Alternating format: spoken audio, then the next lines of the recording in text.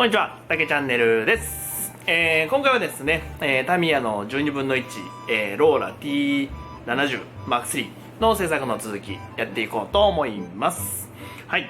で、今回の動画何やっていくかっていうと、前回下地処理をやったボディですね。ボディに、ボディカラーを入れていくっていう作業をやっていこうと思います。で、今回のこのローラ T70 に関しては、デカールがないんですよ。デカールが腐ってたから使えないっていうのがあるんですけども、デカールが、ご依頼者の方もね、デカールなしで作ってほしいっていうご依頼っていうのもあって、デカールがなしになるんで、もう今回一気にクリアまで全部やってしまおうと思いますので、よろしければ最後までご覧ください。というわけで、やっていきましょう。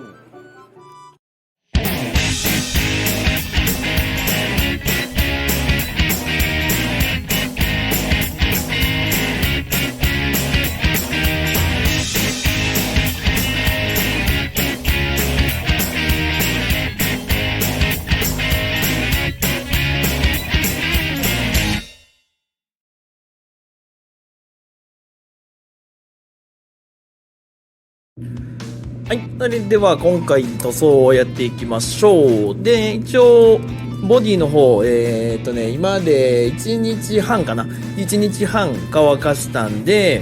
ここから青を塗っていくんですけども、前回の下地処理の動画の時にも言ったように、ここを拭いた時に飛沫でちょっとここがザラッとしちゃったんですよね。なんでここだけ軽く2000番のペーパーを当ててます。で、この辺はもう追加でペーパーを当ててないっていう感じで、上から塗装していこうと思います。はい、いつもだったらね、全体1500番とか2000番で磨くんですけど、今回はあえてそれをしません。ボーンサフェーサーの実力を見るという意味でも今回はやってません。はい、で塗っていくのはこれバルケッタのロスマンズブルー、こちらを塗っていこうと思います。依頼者さんからは濃紺でっていう指定だったんですけど、濃紺っていうのがね結構難しいもんで、どのぐらいの濃さが濃紺なのかっていうのはね結構人によって違うっていうのもあるんですけど、箱絵のイメージに近い色っていうので、探してみて、一応この色に決めましたんで、これで塗っていこうと思います。というわけでね、やっていきましょう。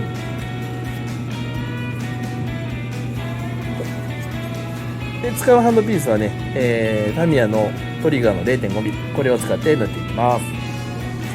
でまずはしっかり砂拭きから。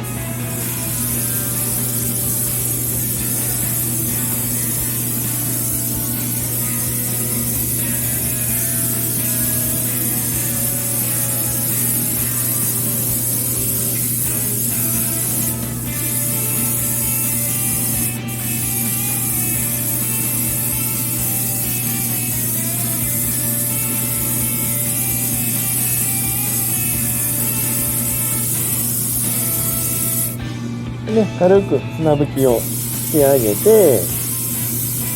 でこれね塗り忘れそうなところもちゃんと色を入れておく。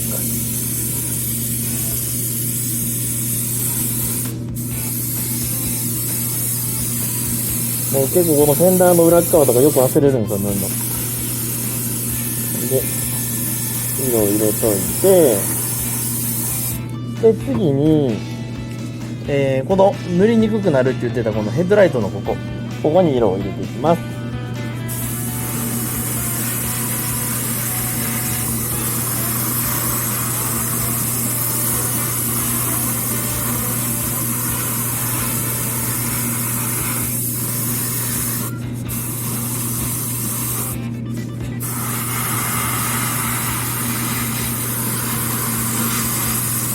ちょっとエアーズ絞ってあげたりとかしてもいいですけど、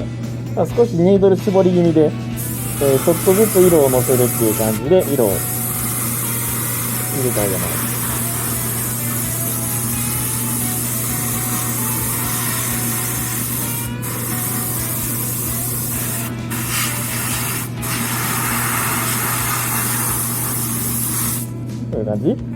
こういう感じで色を入れてあげたら、次全体に色をのせていきます。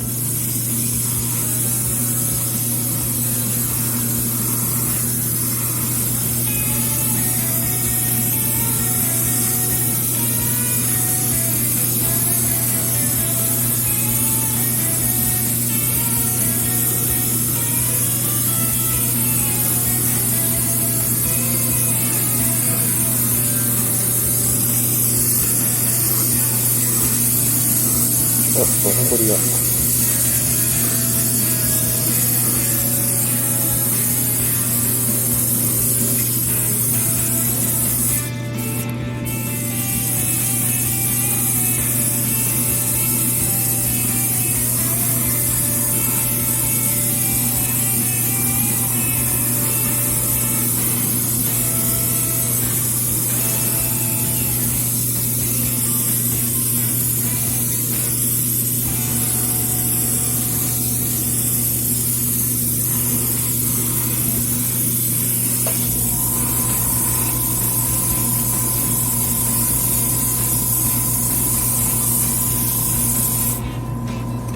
こんな感じ。こんな感じでしっかり塗ってあげる。で、このロスマンズブルーがね、若干ムラが出やすい色なんですよね。ちょっとこうやって見るとこの辺少しムラがあるんで、これはねちょっと様子見ながら、重ねていったりとかして、このムラ消していきます。はい、そしたらですね、ブルーが乾きましたんで、この上からクリアを拭いていこうと思います。で、クリアは今回は、前ロータス79に使ったのと同じオニウレタン、オニウレタンのウレタンクリアですね。二液性のウレタンクリアを使って、クリアを拭いていこうと思います。それではやっていきましょう。で、一応もう希釈してあって、取材20に対してシンナーを 10g、50% ですね。50% の 10g で硬化剤を5対1なんで 4g 入れた、ものをここに作ってあるので、これを拭いていきましょう。端っこ取っといて、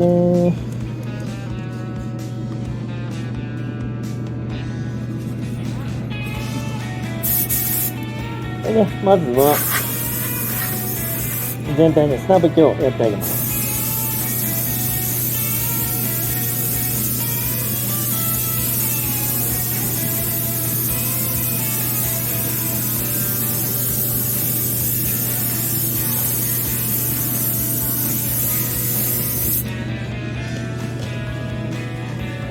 はい、こんな感じ。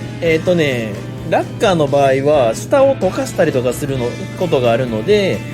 保護のために砂拭きをするんですけど、ウレタンの場合はそういうのはあまりなくて、今砂拭きしたのは、次しっかり乗せるときに滑り止めになるようにっていう意味で砂拭きをしたんですね。なのでこれでちょっと乾かしてあげて、この上から、しっかり塗っていきましょう。はい、そしたら今20分ぐらいですね。20分から30分ぐらい乾燥させたんで、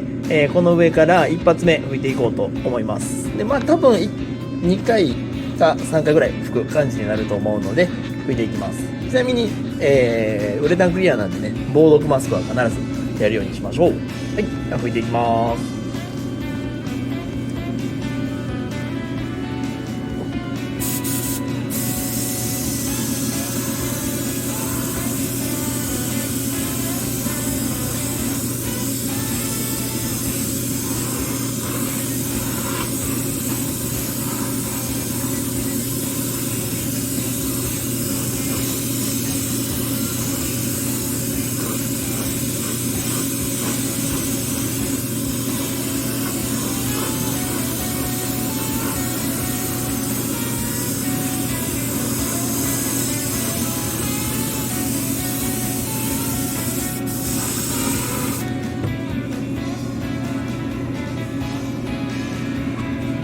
ちょっとエアースが高すぎる気もするけど。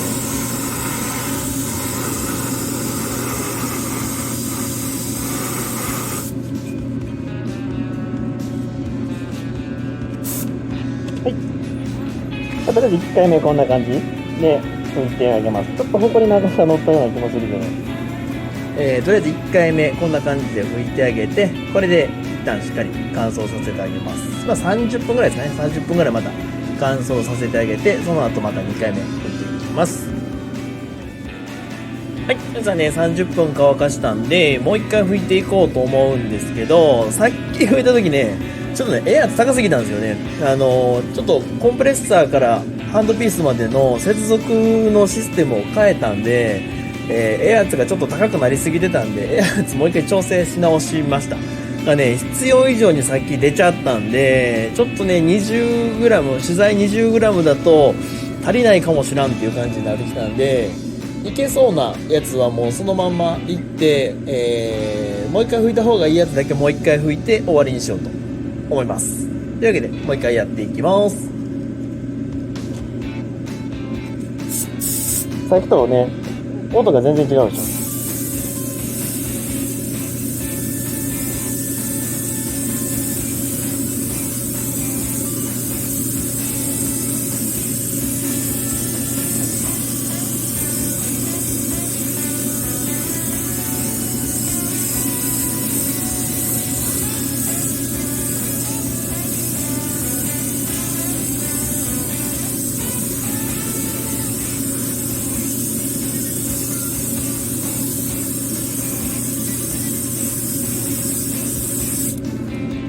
僕も吹いてておかしいなと思ったんですよ。音全然違うでしょ、吹いてる時の音が。こんな感じ。こんな感じで吹いてあげるのを他のやつもやっていきます。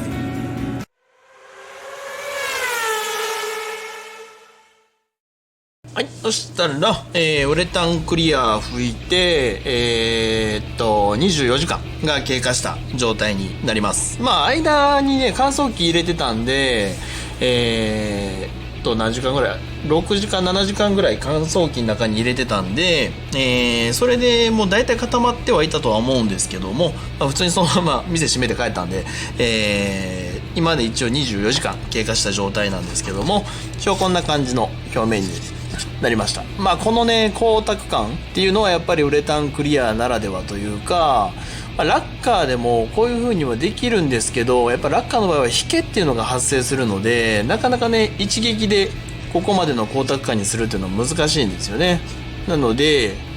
こんな感じになっております。ただまあ、50%希釈のウレタンクリアを吹いたっていうので、こんな感じでね表面にどうしてもちょっと柚子肌ができてしまう。これはもう吹きつけた塗料の粘度が高いから起きる現象なので、これはある程度仕方ない部分だと思います。だから本当これをもうなくそうと思うと、もうちょっと希釈の、シンナーの量が多い、60% 希釈とか、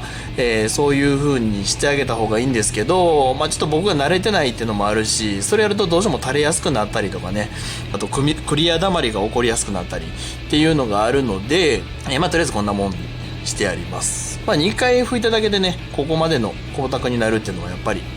ウレタンクリアのいいところだと思います。はい。ビッグスケールの場合はね、特にこっから何かが起きた時に修正するのが大変なので、こういう手軽さっていうのは非常に有利に働くかなとは思います。ただどうしても、これ2回吹いただけでこんだけの塗膜の厚みになるんで、いくらオニウレタンが塗膜が薄く仕上がるラッカークリアに近いウレタンクリアと言っても、2回吹いただけでここまでの塗膜の厚みになるんで、ちっちゃいスケールに使うってなるとそれなりにやっぱり気を使う。塗膜が厚くなりすぎないようにとか、気を使う必要っていうのが出てくるので、24分の1とかに関しては今後もラッカークリアを使う感じでいくかなとは思ってます。今のところねまだちょっとこのオニウレタンにね慣れたわけではないので、今後また考え方が変わるかもしれないですけども、とりあえず今回はこんな感じで吹けました。はい。他のパーツ量もねこんな感じなので、これで、もうほぼ硬化してるんで、この後表面の研ぎ出しをやっていくっていう形になるんですけど、研ぎ出しは正味ねやることいつもと変わんないんですよ。もうペーパー当ててコンパウンドで磨くだけっていう感じなんで、だからちょっともう研ぎ出しはねすっ飛ばそうかなと思ってます。なので次は、シャシ側とかエンジンとか、そっちの作業をやっていこうと思うんで、この研ぎ出しに関しては、今日のライブ配信とかでやりましょうかね。喋りながら、研ぎ出ししていくって感じでやろうかなと思いますので、よかったらそっちも見ていただけたらなと思います。はい。なので、